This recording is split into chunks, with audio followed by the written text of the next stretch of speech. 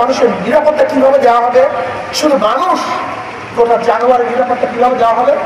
ওমর ইবনে খাত্তাব রাদিয়াল্লাহু সেই বক্তব্য যে ফরাতের কূলেও যদি একটা কুকুর না ধুয়ে মারা যায়, আমি ওমরকে জবাব দিতে হবে, এর নাম রাষ্ট্র। একটা কুকুর, মানুষ তো দূরের কথা, রাষ্ট্রের একটা কুকুর, একটা পাখি, একটা জানোয়ার যদি না ধুয়ে মারা যায়, রাষ্ট্রপ্রধানকে জবাব দিতে হবে একটা কুকুর না ধুয়ে মারা গেল কেন, এর নাম রাষ্ট্র। আমরা রাষ্ট্র সম্পর্কে জানি না, কেনই বা করবে, ওরা তো করতেই পারবে না। এর কারণটা ওসি সাহেব পরিবর্তন হয়, ঘুষ সাহেব পরিবর্তন হয় না। ডিসি সাহেব ট্রান্সফার হয়, কিন্তু দুর্নীতি সাহেব ট্রান্সফার হয় না। কারণটা বহু দলের শাসন আমরা দেখেছি, আওয়ামী লীগের শাসন দেখেছি, বিএনপি শাসন দেখেছি, জিয়া রহমান সাহেবের শাসন দেখেছি, কিন্তু ভাগ্যের পরিবর্তন দেখে নিয়েছি।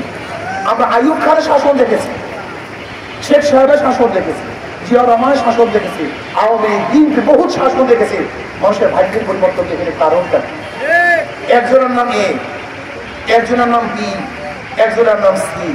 এও চোর, বিও চোর, সিও চোর। ক্ষমতা আছে এ, সে কি করবে? করে বলেন, হটাও এ বসাও বি, সে কি করবে? হটাও বি বসাও সি, সে কি করবে? কারণ নেতার পরিবর্তন হয়েছে, দলের পরিবর্তন হয়েছে, নীতি আদর্শ পরিবর্তন হয়নি। এই যতবার পরিবর্তন করবেন, আপনাকে দেখেন নাই এক দল আগে চাঁদাবাজি করছে, এখন আর এক দলে চাঁদাবাজি করে।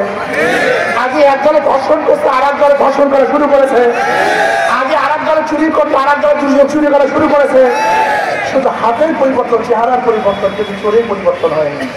পাটা পিটায় ঘষা ঘষি মরিষের বাবা শেষ না। চোর ডাকাত বদমাশদেরকে আর আমরা ক্ষমতায় নেব না। এর জন্য আমাদের শায়খ মুর্শিদ বলেছে, শুধু নেতা নয়, নীতি পরিবর্তন চাই।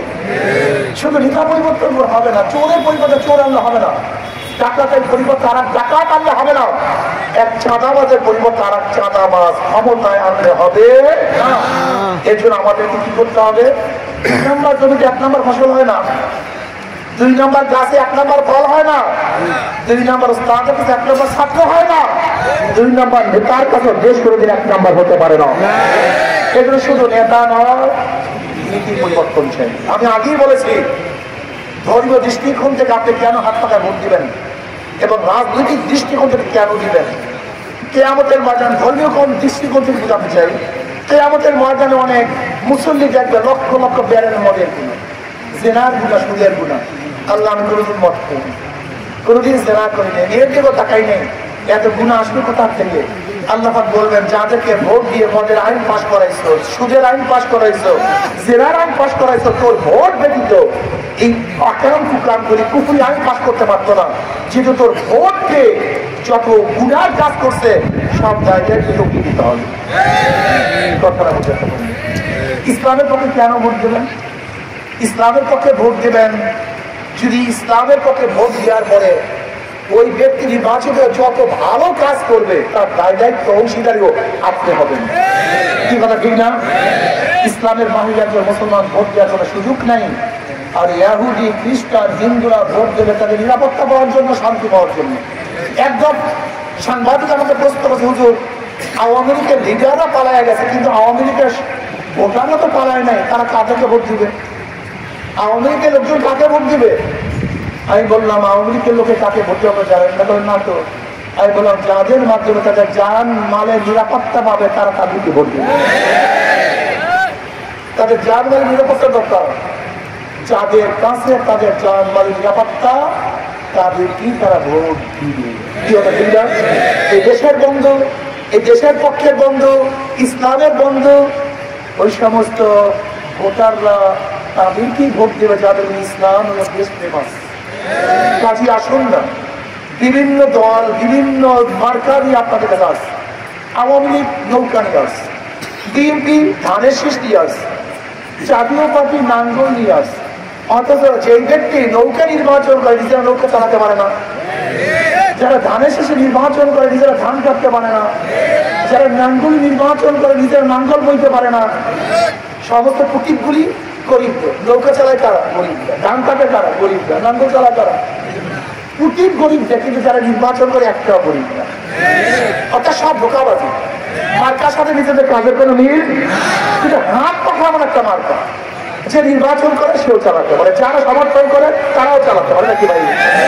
হাত পাখা ঘুরাতে পারে মহিলারা, হাত পাখা ঘুরাতে পারে পুরুষরা। হাত পাখা প্রয়োজন বড়দের, হাত পাখা প্রয়োজন ছোটদের। হাত পাখা বাতাস দেয় হিন্দুদেরকে, খ্রিস্টানদের, মুসলমানদেরকে।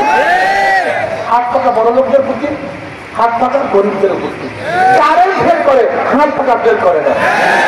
কারোর মার্কা ঘুমের সময় কলিজার পর থাকে না, একমাত্র একটা মার্কা ঘুমের সময় কলিজার মধ্যে নিয়ে ঘুমায়, তার নাম হাত পাখা। সবার মুক্তি, সবাইকে শান্তি দেয়। আমি বিশ্বাস করি হাত পাখা যদি বিজয় হয়, এই হাত পাখা যদি বিজয় হয়, এই রাষ্ট্র বিজয় হবে, এই মানবতা বিজয় হবে, এই মানুষ সম্পদ বিজয় হবে, এই দেশ সংরক্ষিত হবে। ঠিক আছে, ঠিক না? আসুন আগামী নির্বাচন সম্মিলিত ভাবে, আমরা ঐক্যবদ্ধ ভাবে জীবন দেওয়ার বিভিন্ন মানুষকে ভোট দিয়েছেন, বিভিন্ন মার্কায় ভোট দিয়েছেন। আমি অনুরোধ করি, দুই হাত ধরে অনুরোধ করবো আমার যুবক বাবা, আমার মুরব্বী বাবারা, আমার পর্দায় বাবা বোনেরা, মুসলমান, হিন্দু, বৌদ্ধ, খ্রিস্টানেরা, দুই হাত জোর করে অনুরোধ করবো, বিভিন্ন মার্কায় ভোট দিয়ে জীবন বর ফেল করেছেন, একটা বার ইসলামকে পরীক্ষা করুন, একটা বার, শুধু একটা বার, শুধু একটা বার ইসলামকে পরীক্ষা করুন। ইসলাম দুনিয়াতে ঠকার জন্য আসে না, জেতার জন্য আসে। ইসলাম কোনো ঠকাবেন, ঠকার কোনো নিত্য আদর্শের নাম নয়, ইসলাম বিজয় আদর্শের নাম। আমি বিশ্বাস করি একটা বার যে হাত পাখাকে আপনারা বিজয় করতে পারেন ইনশাআল্লাহ, তাহলে অবশ্যই শান্তি পাবেন, মুক্তি পাবেন, দেশের সম্পদ দেশেই থাকবে, সাম্য, মানবিক মর্যাদা, সামাজিক ন্যায় বিচার প্রতিষ্ঠা হবে, ইসলাম প্রতিষ্ঠা হওয়ার মাধ্যমে একটা কল্যাণকারী রাষ্ট্র ইনশাআল্লাহ গঠন করবো। তাহলে আজকের থেকে আপনাদের সবাইকে অনুরোধ করবো, একটা বারের জন্য হাত পাখা প্রত্যেকে নির্বাচন করি, সবাই ভোট দেই ইনশাআল্লাহ। আমরা যদি জিতি, আমাদের বর্তমানে আমাদের জামাল সাহেবকে এখান থেকে বর্তমানে আমাদের বলা হয়েছে ইনশাআল্লাহ, যদি আমরা আরো মনে করি ভালো প্রার্থী, আরো সুন্দর প্রার্থী, আরো ভালো প্রার্থী যদি পাই, ঐক্যবদ্ধ ভাবে যাদের মাধ্যমে ইসলামী হুকুমাত কায়েম করবে, এরকম ইনশাআল্লাহ প্রার্থীর মাধ্যমে আমরা ইনশাআল্লাহ এবার হাত পাখা বিজয় করে রাজি আছেন ইনশাআল্লাহ। আল্লাহ আমাকে আমাদের সবাইকে কবুল করে নেন। আল্লাহুম্মা আমিন। রব্বানা